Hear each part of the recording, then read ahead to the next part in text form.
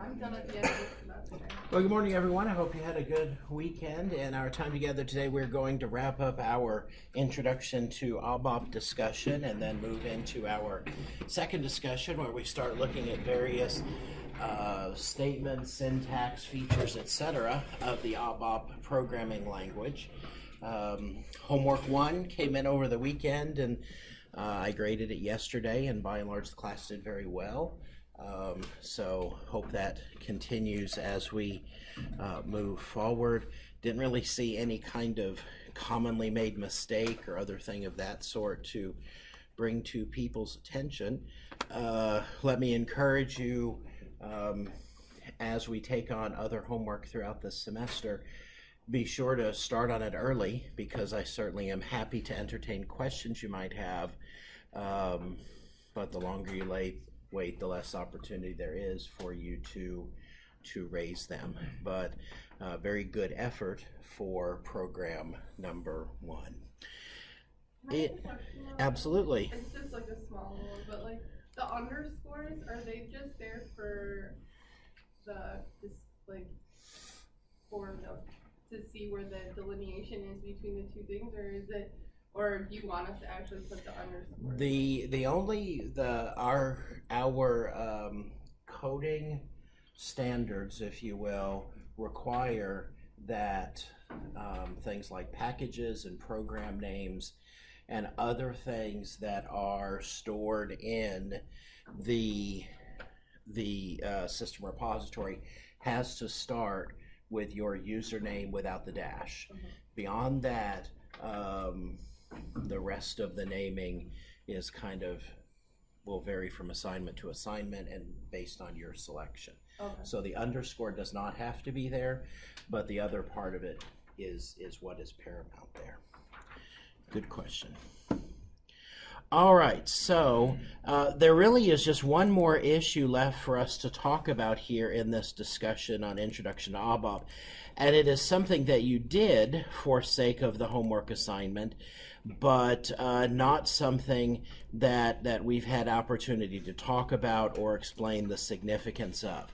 And ABAP does change over time, and there is a change not necessarily in the ABAP language, but in the way the SAP GUI, the IDE works for the sake of development that I have noticed in the version that we are now using. Here's my ABAP program that was left from last time. And so let's say for the moment here that I'm doing some debugging and I decide that I just want the message hello as opposed to hello world. Now if we reflect on what I just did, I just made a change to what's here in the editor window. It used to be possible for me at this point now to click on this little wrench right here called direct processing and have the system run the code that we're looking at. But in the most recent version of the SAP GUI, you'll notice that changes now. And in fact, down here, I see the message at the bottom, ZN001_hello is inactive or has been changed. Save and activate. So you'll notice that the first point on the slide that I popped up here just a second ago was that direct processing, which is what I just selected from the menu, runs the inactive program currently loaded in the editor. And you should change that in your notes because that is no longer the case.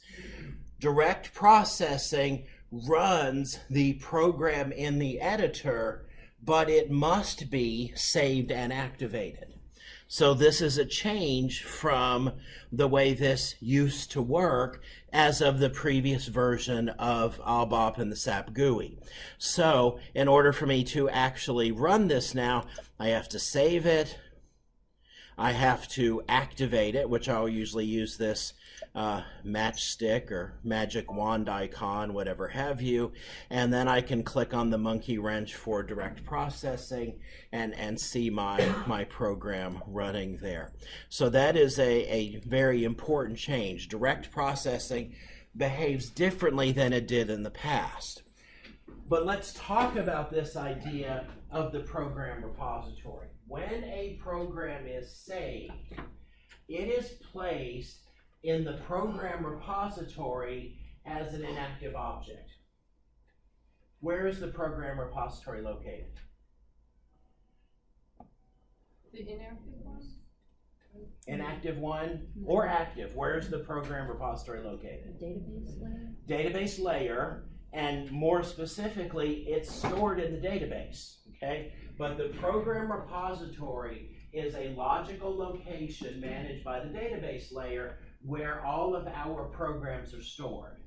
Now, when I save a program, it gets committed to that program repository, but it is initially inactive. What I then have to realize is that inactive objects cannot be transported and are not available to other users on the system. So one of the things that you did for your last homework assignment was you created a transaction code, ZN, etc., that when that particular transaction code was executed by the user, it caused a program to run. And let's just say, for the sake of this example, that the program that it was running was Z123. Well, if you go into the SAP GUI and into the ABAP workbench, and you open up this Z123 program, and you make changes to it, and you save it, and then you leave. When the user runs this transaction right here, do they get the old program or the new program? Old program. They get the old program, okay? Because it is not available as a part of the system environment until it has been activated.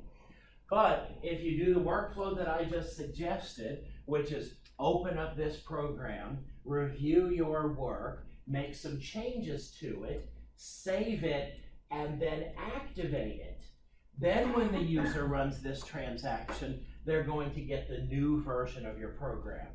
So the key thing here is, in that program repository, we have active versions of programs, and we may also have an inactive version of the program. And they are very different in a significant fashion, because one is available for use by users in the system, and the other is perhaps a work in process that will one day have that be the case for it. Now, activating a program does a number of things. First of all, if your program has any kind of syntax error in it, or any kind of other error that can be caught by the ABAP development environment, you will not be able to activate the program.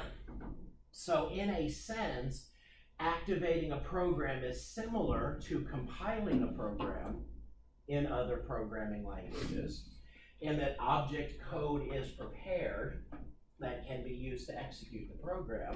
So when you activate a program, you get that validity check, and the activated version is placed in the repository, and the associated object code needed to support the running of that program is generated at that point.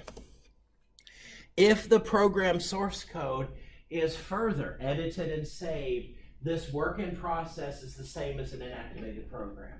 And when the version is activated, it takes the place of the previous activated version. So this step of activation might not seem like that big a deal, but it actually has some significance to it in the overall way that the environment executes ABAP programs and manages resources. Activated programs may be run by other system users, may be installed as transactions. You saw that for your homework. And what we will later see as the semester goes on is there are all kinds of things that are activated.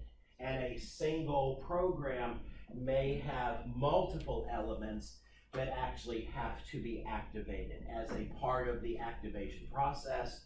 And we will see many examples of that before the semester is over.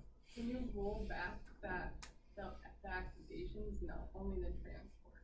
Right. But keep in mind, when you are activating it, if you are activating it on the development system, that in no way affects the quality assurance system, the production system, or otherwise.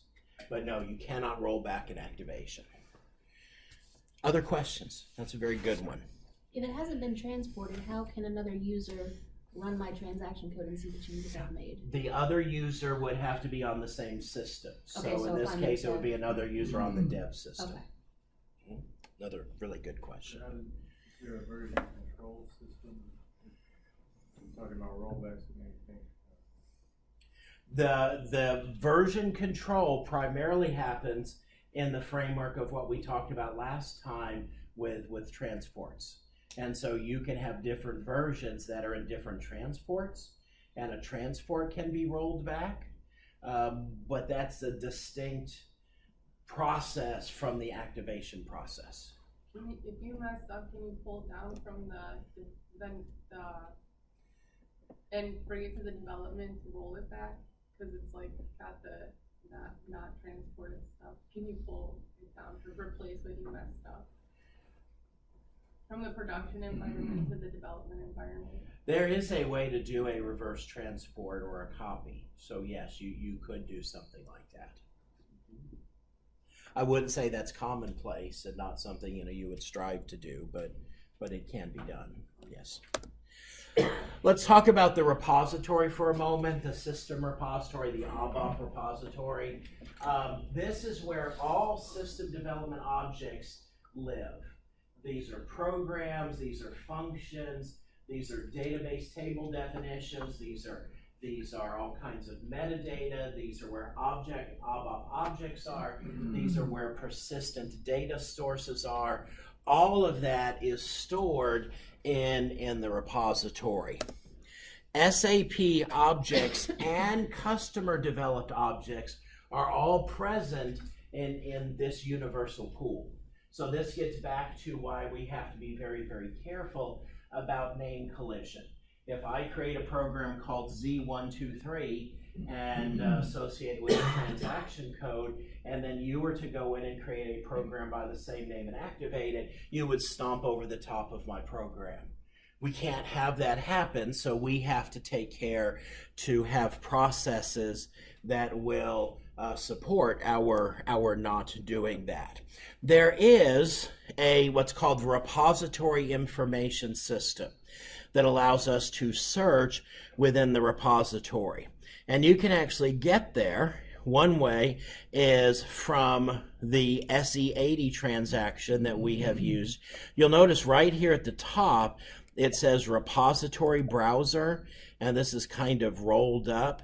And it's hard for me to unroll this on my laptop due to the size of the screen, but I think I have a screenshot in my slides here. You can actually unroll that region to pull down this set of different tools.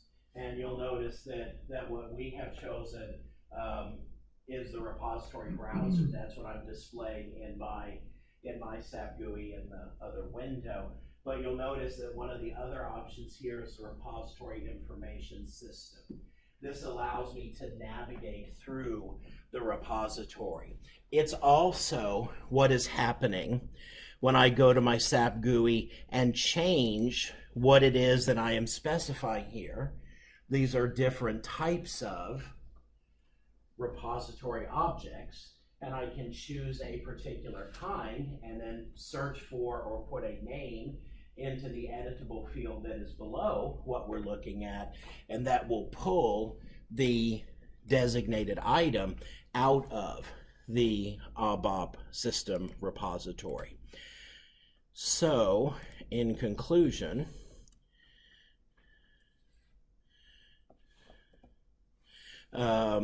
you can also access the development or the repository browser by going to transaction SE84. I put that in there just for your reference. I don't know that you would ever need to do that. Later on, we will look at other kinds of interfaces to the repository browser. For example, we will look at an object navigator. We will look at the interface to the ABAP dictionary. All of those ultimately are different ways of accessing different kinds of resources that are stored in this ABAP system repository. Questions about any of that?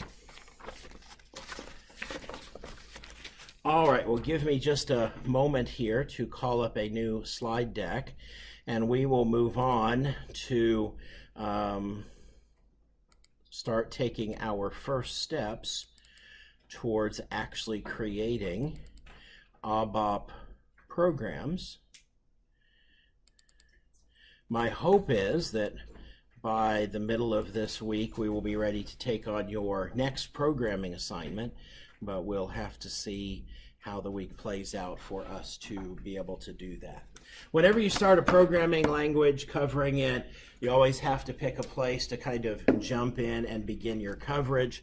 And I have elected for us to start with a very critical piece of system functionality, which is writing output to the screen.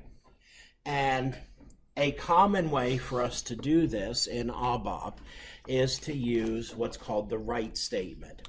Now, later on in the semester, we will look at other methods of output that involve different kinds of objects that we can send data to and then have those be displayed on the screen in grids that look like spreadsheets or other things of that sort. But the most common method of sending output to the user is through the write statement. So let's talk about that. And let me right at the very beginning say that we will not talk about all the different things you can do with the write statement. We probably spend 2 weeks talking about the write statement, and I don't intend to do that.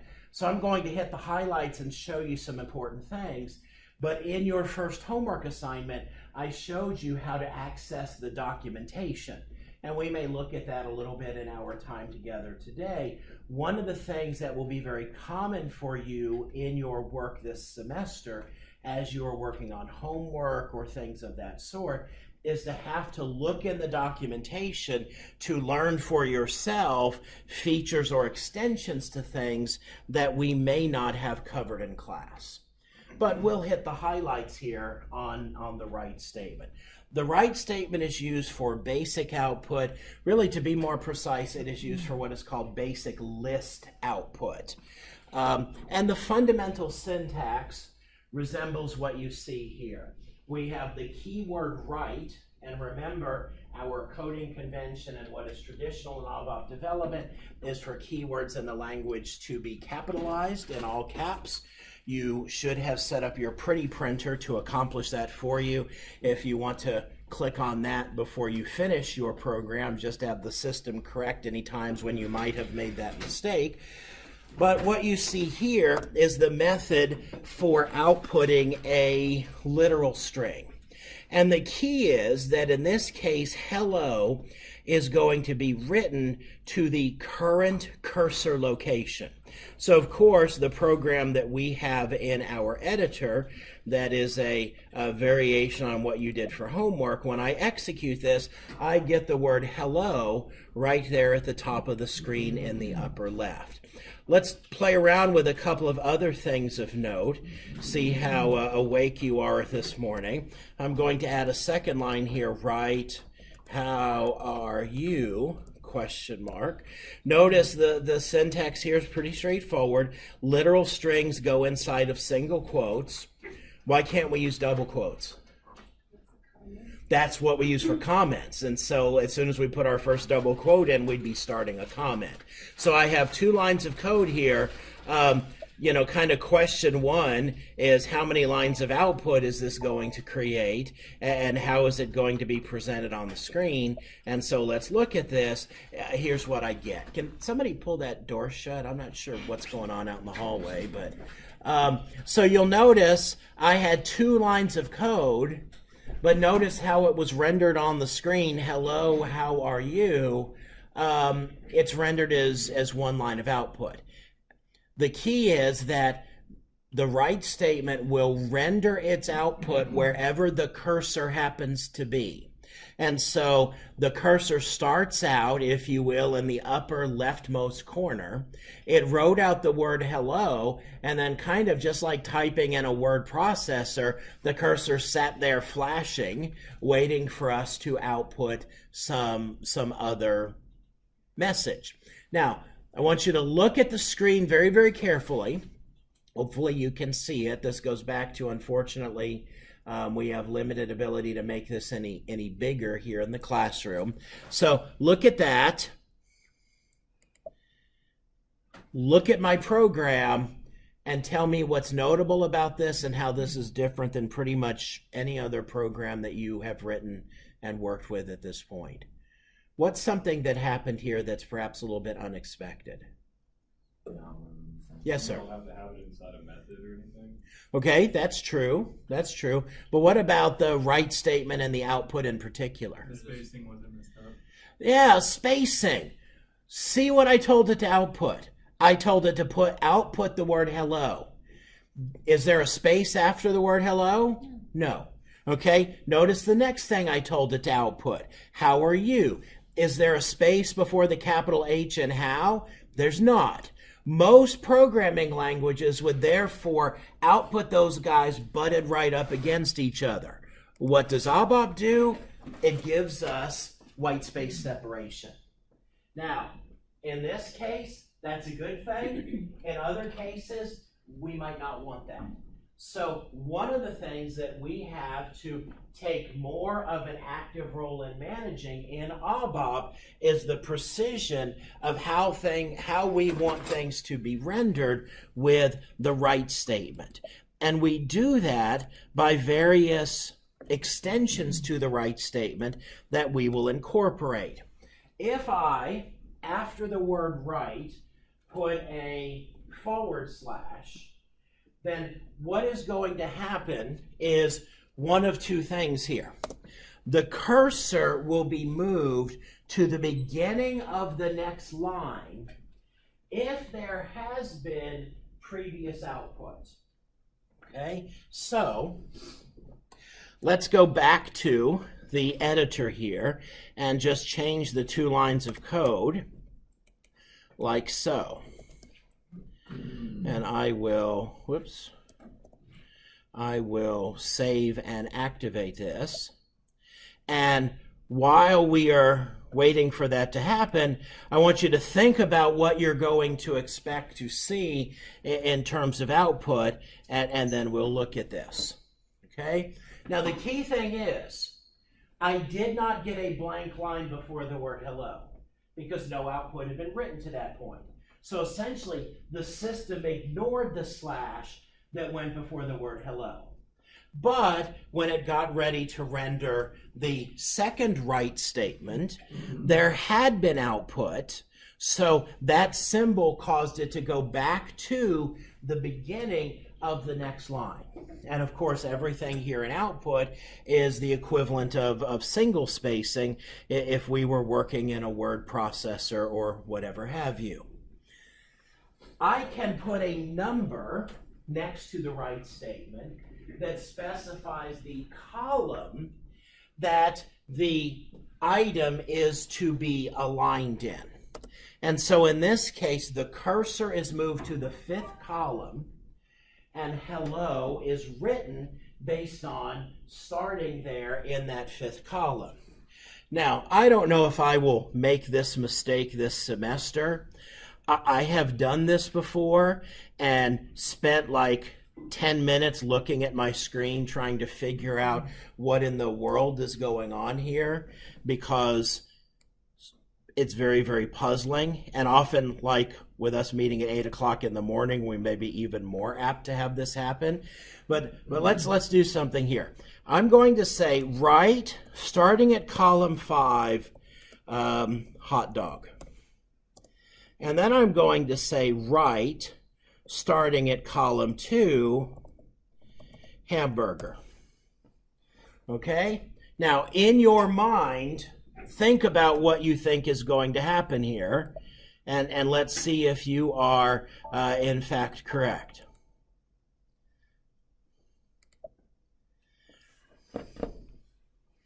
Okay, I got hamburger.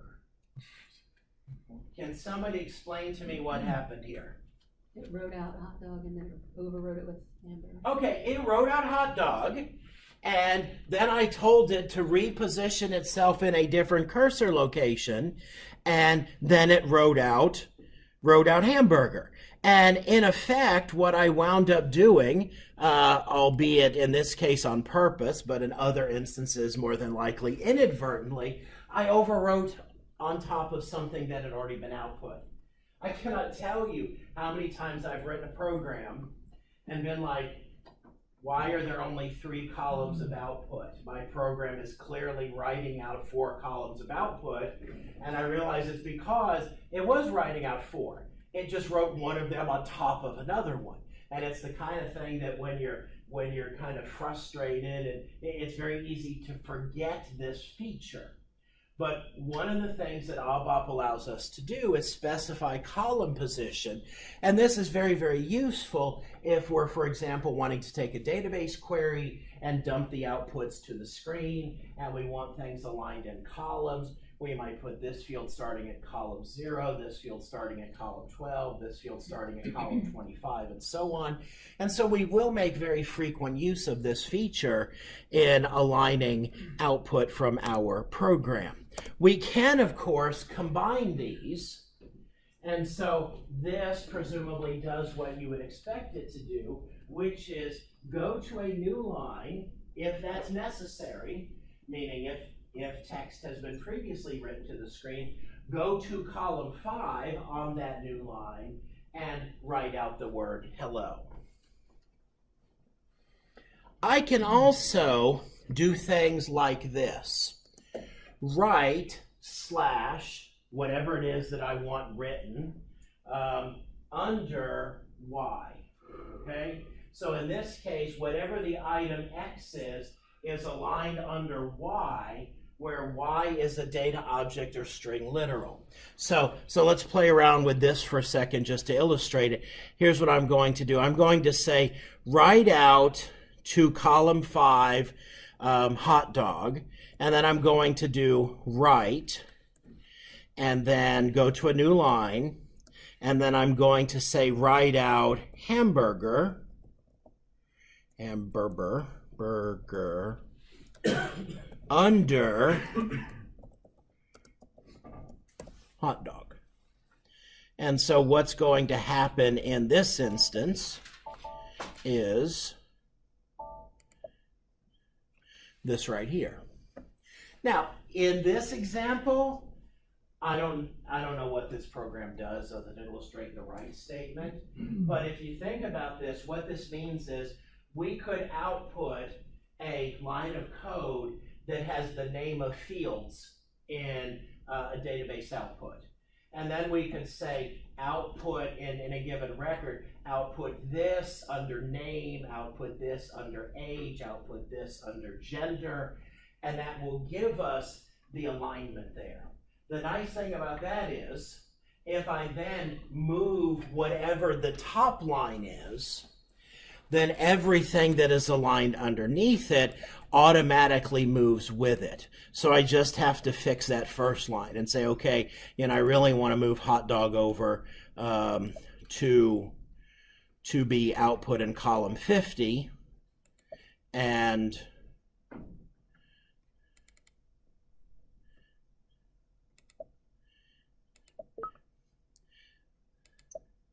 I don't like the fact that we have to activate everything now because it slows down my ability to navigate here. But you see, the virtue of this is once I move whatever that header row is, anything aligned underneath it works just fine. In this particular case, so far we are working with literal strings. If we were outputting the contents of variables or other data objects, we'll revisit things here that might change, but fundamentally they work the same as what we have seen. I can control, yes sir? Okay, when using the write statement, is it only add white space to string literals that are following each other, or will it add white space to, integers and, everything? There are different rules, Okay. and we'll get to that. But in general, it adds white space around everything. Okay. Unless we tell it to do something different, which is where we're headed here in just a second. I can control the length of my output. And I can do this by putting a number in parentheses in front of whatever it is that I want to render. Now, in this particular example, the output is going to be confined to 3 characters. So it's just going to write HEL to the screen. Suppose I'm outputting a number. Well, we haven't done this so far. We haven't worked with variables yet, but there are some variables in ABAP that are 0 leading numbers.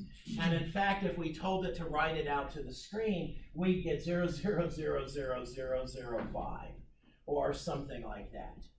And in most cases, unless this is like an odometer reading or something like that where you want all those zeros, we typically just want to write out the number 5. Well, the way we solve that is through our good friend, that right there. If we put a star inside of the parentheses, then however much space is needed will be what is accounted for, but extra spaces and left leading zeros will be wiped out. And so that would result in just 5 being written to the screen. We'll look at how to use that because obviously it's much more relevant when we are outputting the contents of variables than when we are outputting string literals, as we are doing here on the slide.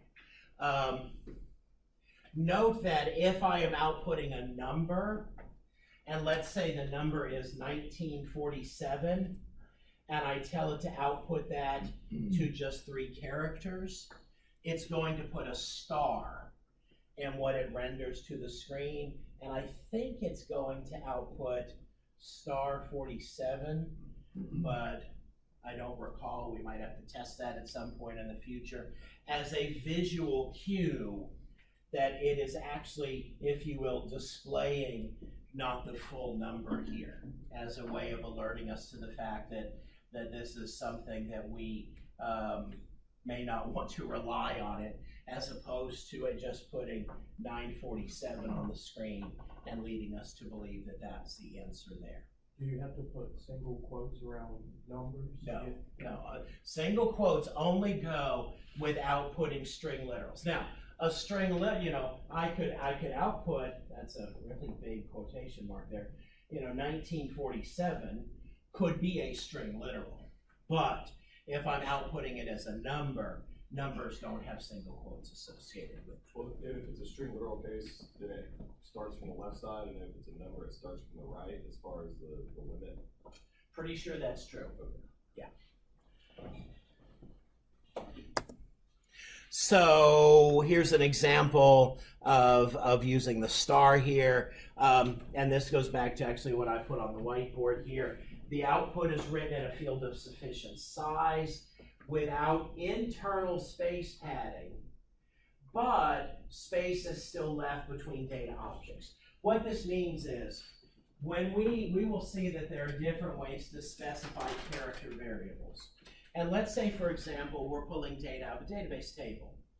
And a database table is specified to be a character string of length 25. So that means the field actually can hold 25 characters. But maybe the particular value stored in one of those fields is Bob. Usually we don't want that written to the screen as Bob and 22 trailing or leading spaces. We just want B-O-B rendered to the screen. And this is where our good friend star in parentheses will help us resolve that. Now I'll tell you the way that I will work with this 9 times out of 10. Sometimes I'll try and kind of get it right the first time with all of the right statement symbology. But a lot of times what I'll do is I'll write the right statement, no pun intended, with the data objects and variables there, and then I'll go back to deciding what goes where and how I want it spaced, and add the various facets of the right statement to it as I continue to work on that particular line of code. So, how do I get rid of the space between data objects? I do that by introducing the modifying statement NoGap. I don't know if I told you guys this at some point of our discussion, but ABAP has thousands upon thousands of keywords in the language. And it's because, we have keywords like this, NoGap, that is very, very specialized, but very, very useful in the context of the right statement. So just to illustrate this, let's go back to our program that we started with, and I'm going to get rid of my column specifier, and I'm going to get rid of my / and my understatement. And you should recall that when we did a program similar to this a few moments ago, that we saw, and I don't know why my editor keeps doing this, but nonetheless, that we saw that in this instance, it rendered a space between, in this case, hot dog and hamburger. And we do see that to be the case here. How do we resolve that? Well, we have to think about this, and NoGap is associated with the leading object. So in this case, I want it to write out hot dog, and then I want NoGap, and then I want it to write out the word hamburger. Now, this would not be a very realistic situation, because I probably would want spacing between those words, but think about if you want to output someone's last name, comma, and their first name. And you want the comma to butt right up against their last name with no space in front of it, I have to use NoGap to accomplish that. So NoGap is very, very important as a way of overriding ABAP's default placement of spaces to separate data objects. I can, of course, put all of these things together as might be useful. So this, for example, says, I want to write output, I want to go to a new line if necessary, I want to skip over to column 10, and I want to write out the first 3 letters of the word hello, and I don't want there to be a space that follows it. Actually not that atypical of an ABAP write statement for us to see. Questions about any of this? Yes, sir. Does that bottom line go to a new line if there's anything on the line, or does it go to a new line only if there's something at the 10th spot? It goes to the new line if there's anything that has been written to the line. Write can work in all kinds of other ways. Some of this, as I mentioned before, will be left to you in your own exploration. The key here is that certainly your textbook is a great resource. Certainly, you can Google ABAP write statement and get web pages that talk about this. But really, one of the best ways to learn about the ABAP programming language is through the built-in help. And so you'll notice my cursor is sitting on the word right here. If I press F1, what that's going to do here is bring me to the ABAP keyword documentation, and I can go into write. And there are a couple of facets of this. Notice it gives us not all of, but a set of the common syntactical elements. It talks about what I showed you a moment ago, which is the under. It talked about NoGap. We talked about the use of the slash. We talked about the use of position. We talked about the use of length. I talked about the single star, didn't talk about the double star. So ABAP is really, really good. Like if I clicked on NoGap, it's going to take me to an explanation of that. it's also going to show me source code. And a lot of times, there's not just like a single line of code. When you go into help, there's like a 75-line program there that illustrates different ways to use the statement. There's also up here in the upper right, the quick reference. And every ABAP statement will have that as well. If you click on that quick reference, that shows you all of the different reserved words, keywords, whatever have you, associated with that particular statement. I'm trying to make this window bigger. I guess I'll do that. So you can see there's a lot of different statements that can be used with the write command. And a lot of times what I will wind up doing is if I say to myself, there has to be a way to do this, but I don't know how, I'll go into the documentation and start looking around for things. For example, you might say, is there a way to write something out in date format with slashes between month, day, and year? Well, sure enough, if I come here to the write statement, you see this right here, which clearly references the fact that there are masks that can be used for outputting things. You might say to yourself, can I write something out in different colors? And you see things like color equal and different things there. So a lot of times this is very good for figuring out whether or not something is even possible. And then you can kind of scroll down and there are links to further documentation that explain that in great detail. So really the best way to learn about a lot of the statements that we are going to use this semester is through the ABAP documentation. Questions or comments about any of this? Is there another way to access that besides hitting F1? There probably is a way to pull it down from the menu, like through help or something of that sort, but it's going to dump you at like the home page of the documentation, and I've never gone at it that way and don't know that I could tell you exactly how to navigate the F1 on the keyword. And sometimes what I'll do is I'll type the keyword just for the sake of pressing F1 on it as a method of navigating. Every time I hit F1, it's also one of the volume buttons on my computer. Ah. I just changed the volume. It wouldn't let me open that. Do you have like on my keyboard here, I have a function key that I have to press. You might try that and see if that solves it for you. Now, you might not have noticed this, but you see what I did here with this, which is I output the word hot dog on one line and then hamburger on another line. You might have wondered, well, couldn't you just do something like this? Hot dog, comma, hamburger. And many programming languages allow you to do something like this, where you actually are outputting, in this case, multiple data objects or little strings with one write statement.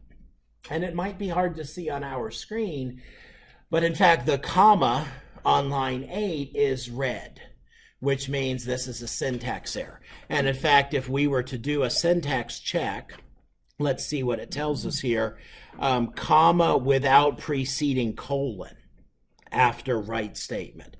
So it clearly does not like the fact that we have that there.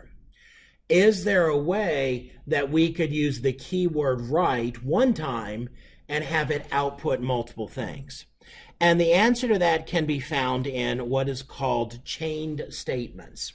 And chained statements can be used with the write statement, but they in fact can be used with any ABAP statement.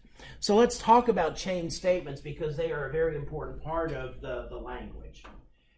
We said previously that ABAP statements begin with a keyword. So if I put a keyword at the beginning of a line of code and then put a colon after that keyword, that will result in my getting what is called a chained statement.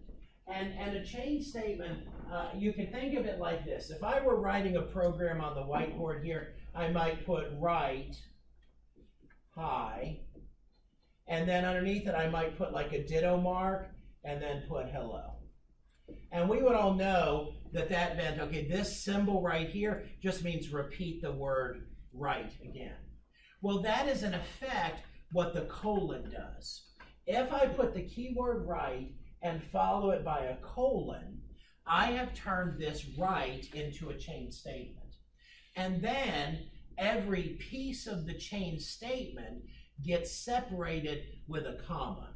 So in fact, I could do this, right, colon, hi, comma, hello, or what we might see, even though we haven't started messing with variables yet, is something like this, age. And so in this instance right here, the key point is the right statement by default only can write out one thing, which meant that if I wanted it to write out the string literal age and the contents of the variable x, normally that would have to be two separate statements. But I solved that through use of a change statement.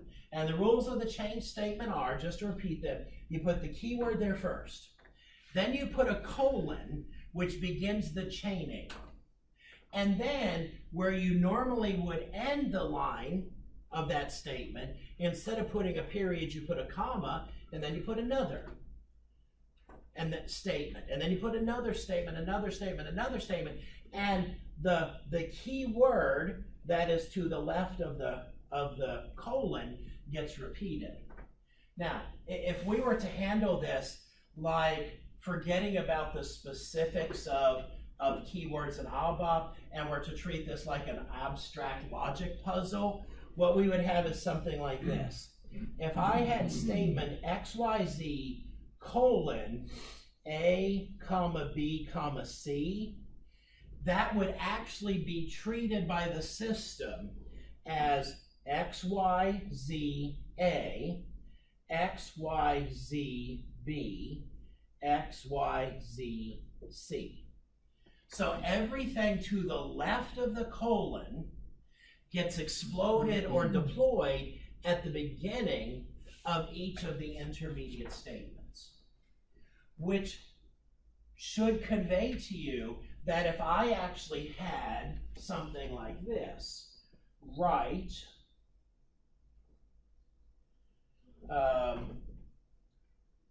go to a new line, and I always, when I'm putting it on the whiteboard, I forget whether it's a forward slash or a backward slash, and I don't want to make a mistake here. So let me back up my slide. Which one is it?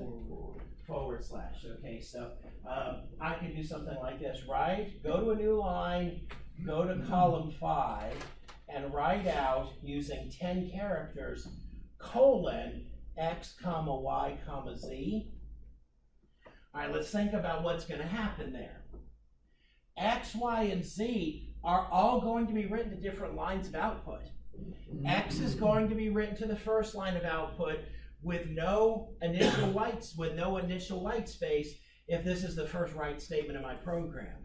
Then Y is going to be written underneath it, and then Z is going to be written underneath it. So I can put a single statement to the left of the colon, or I could put something much more complex. But the key is in a chain statement, whatever is there to the left of the colon gets replicated in front of each of the individual statement parts. Now, suppose I needed NoGap to be a part of this. NoGap, if we think about our syntax, goes after the data object to be rendered. There's therefore no way for me to put NoGap over here to the left of the colon. I could, after the X, put a NoGap.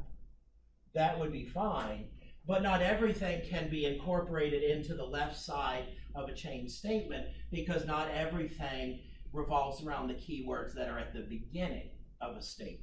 So if you wanted it for X, Y, and Z, you'd have to put NoGap after each one of those. You got it. Absolutely so. Absolutely so. Other questions? Okay, so this write hello world is a syntax error. Can't do that. This is also, well now this, I fixed it, okay? I made it a chain statement. Put the colon after the word write, and then separated each of the predicates of the right statement with a comma, and then ended the statement overall with a period. Now, how do we actually work with the right statement in our programs? Let me give you some rules of thumb. With the right statement, the general rule of thumb is one right statement for each line of output. So for example, right, this is my first line of output, variable x. Right, this is now line 2. Okay? So you'll notice this is going to write out to the screen 2 lines of output. I have 2 right statements accordingly. The first line, this is my first line of output var x, we've already seen in the work that we've done, we know that that could be 2 right statements that write 1 line of output. But what we want to get in the habit of doing is 1 line of output is 1 right statement. So we use the change statement to put that together. Is that to avoid coupling, or? Not necessarily to avoid coupling, but it's to make our lives easier in debugging. If I'm, imagine I'm outputting mailing labels, and a mailing label is in output 6 lines long, and I see there's an error on the 3rd line. If I can go back and look at the 3rd right statement, because each right statement corresponds to 1 line, I can find that easier. I could take that 6-line mailing label and have it be 30 right statements, but then I've got to find which one of them corresponds with which line. So if I can have that 1-to-1 parity, it just makes debugging a little bit easier. But there are going to be exceptions to that. If we introduce looping, you might have 1 right statement that writes 50 lines of output, but it's 50 iterations of the same format. And so we try and be rational about this. I've seen novice programmers before. I've seen some students in this class where I tell them, write a program that outputs this, and it's 50 variables, hypothetically, spread across 30 lines, and they have 1 right statement. And everything is that 1 right statement using a change statement.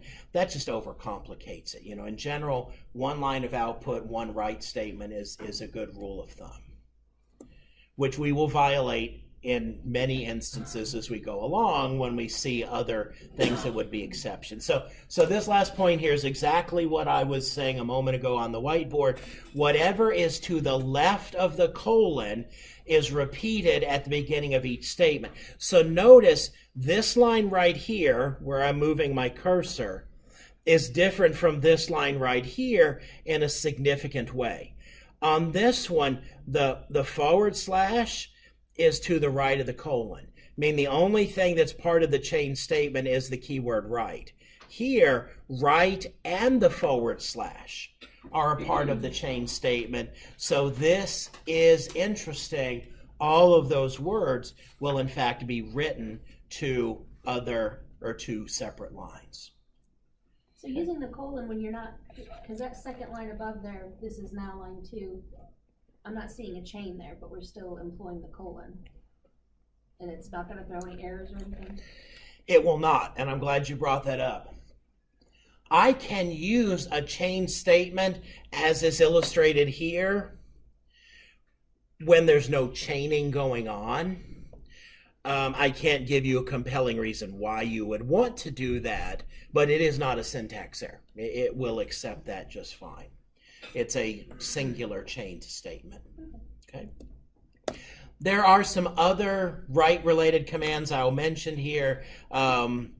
We haven't talked about outputting variables, but on the whiteboard a few moments ago I talked about how we do have some numeric variables that have leading zeros. If I want to kill off leading zeros, I have the keyword no zero. And this goes back to what I was saying a moment ago. The right statement itself probably has 100 keywords associated with it. Java has fewer than 100 keywords in the whole language. Okay, that's what makes this to be a very different kind of language. Uline, that'll put a horizontal line out there. If you want multiple blank lines, please do not put slash, slash, slash, slash, slash, slash, slash. That's not the way that works. Just use one slash. Multiple slashes will work, but it's horribly clunky. Put skip and then a number, and then that'll skip a specified number of lines. So I could, for example, go back to my program and say skip 10. So I'm going to skip over some blank lines here. I'm going to output a horizontal line, and I'm going to fix my hot dog hamburger problem by introducing a chain statement. And we get as output this here. Okay. And that would be considered output, like if you were to put a slash on that right line, it would consider the previous lines as output and actually. Run that by me again. I think the answer is yes, but I want to make sure I understand. Yeah, so the new line, that slash, works only if there's previous output, correct? You got it. So So like if I did this, yeah, would that then actually- it's going to, hot dog is going to appear the same place as it did when we ran it just now. I don't know why it keeps doing that when I just click on the save icon and it thinks I'm trying to exit.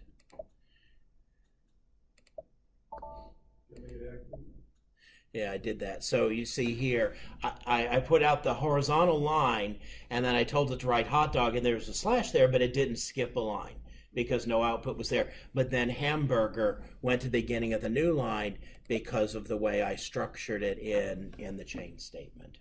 Yes, sir. Let's go for the U line. We'll move the cursor to a new line. Yes, it'll give you a horizontal line for the whole screen width, and then bring you back to the next line. Now you might be thinking, well, are there things I can do other than output a solid line across the whole width of the screen? And once again, that's where you want to get in the habit of, well, let's look at the documentation of the uline statement. So I single clicked on uline, and then I have uline at, and I see there's a slash there, and I see position and length and NoGap. So that would kind of suggest to me that there probably is a way that I could actually have the line maybe not be across the whole screen or other things like that, and we won't look at it, but in fact all of that is documented here. And if you scroll down, you can see, here's one right, uline at /1010.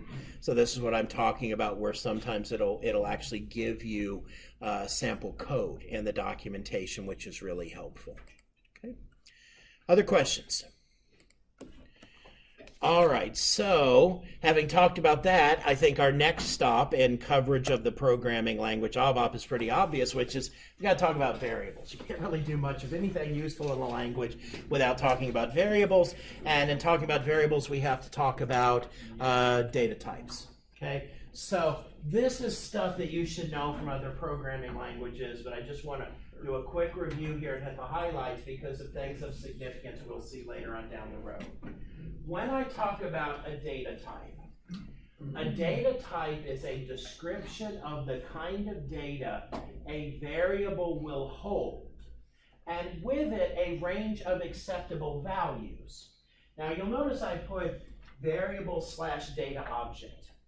Your textbook likely does this in various sections, and the ABAP documentation will do this. We'll use that term data object, where you and I would probably use the word variable. They're synonymous terms.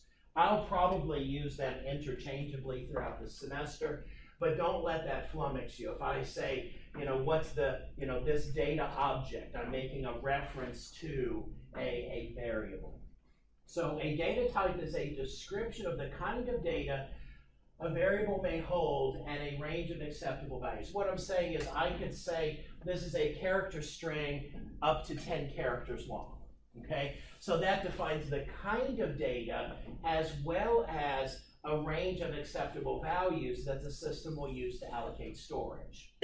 We have, in most programming languages with floating point numbers, the ability to specify different precisions, which will give us different ranges of acceptable values.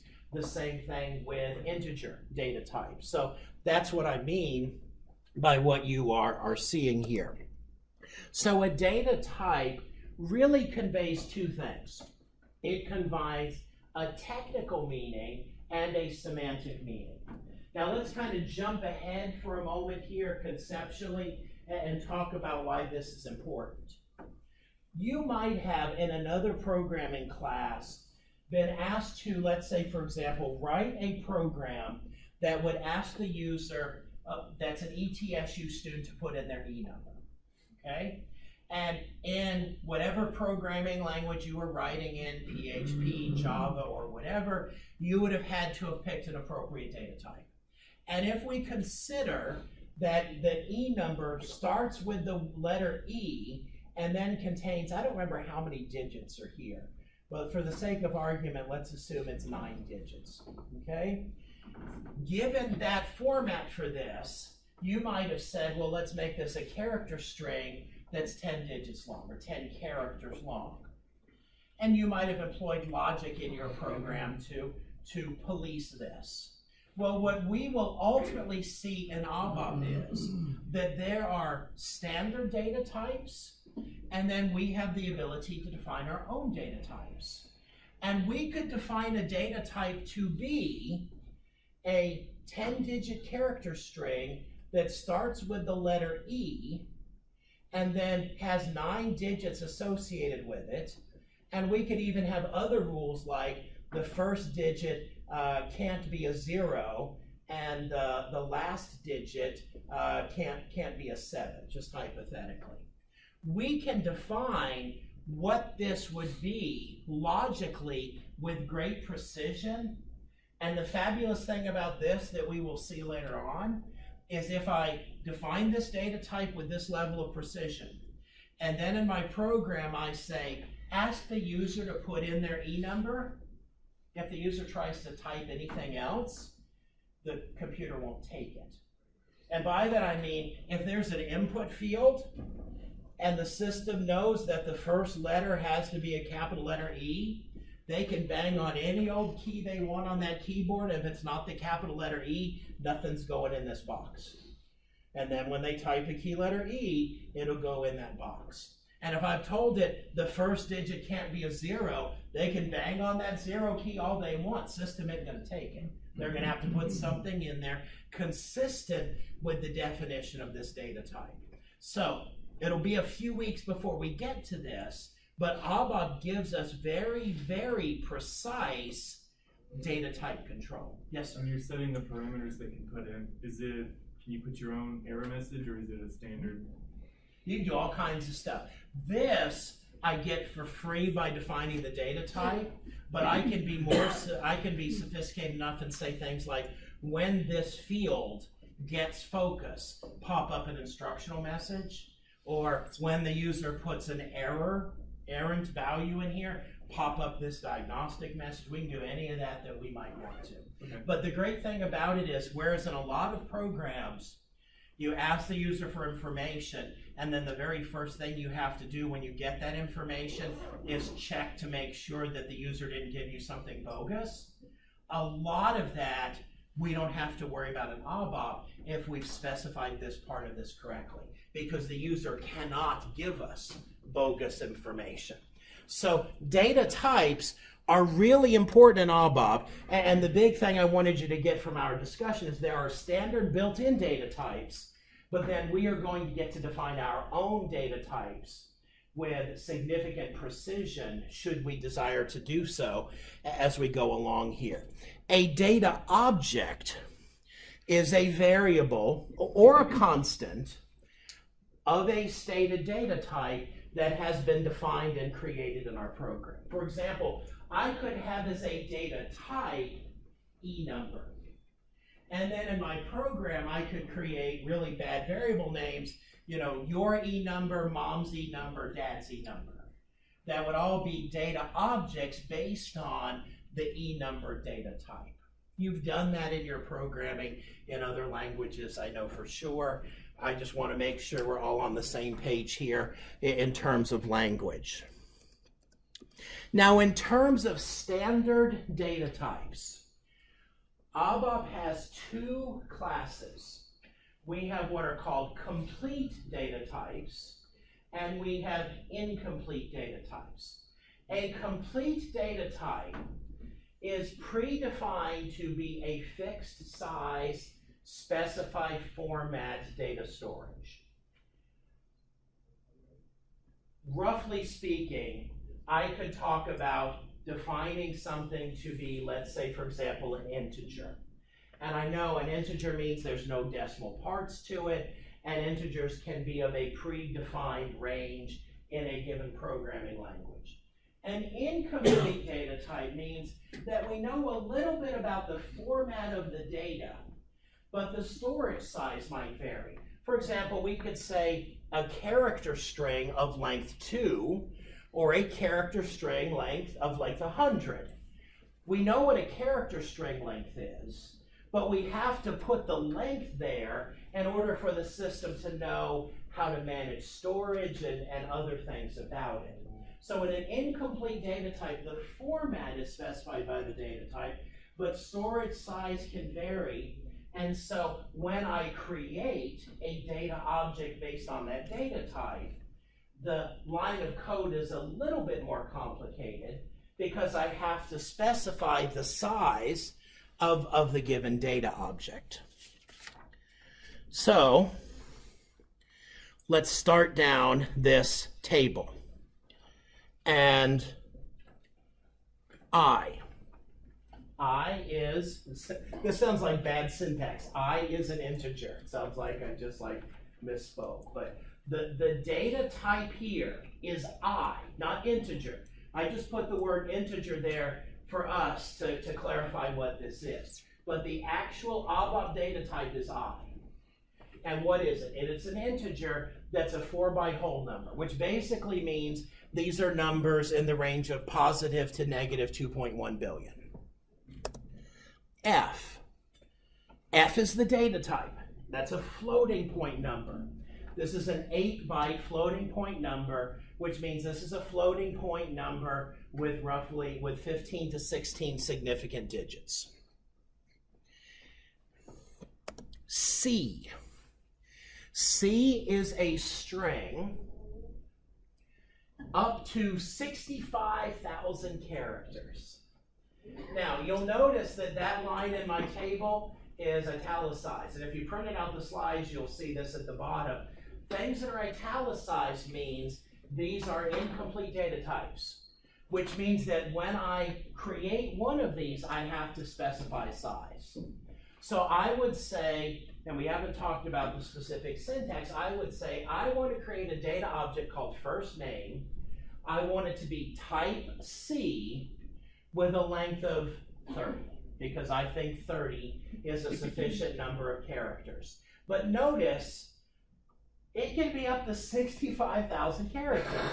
Now, what's the deal here, you might be thinking? Well, the key to that is to realize that sometimes what we do in ABAP is file processing.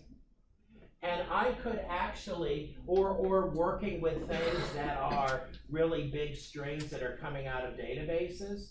And so I could actually read the equivalent of a small text file into a single data object of type C if I need to, because it can store up to 65,000 characters.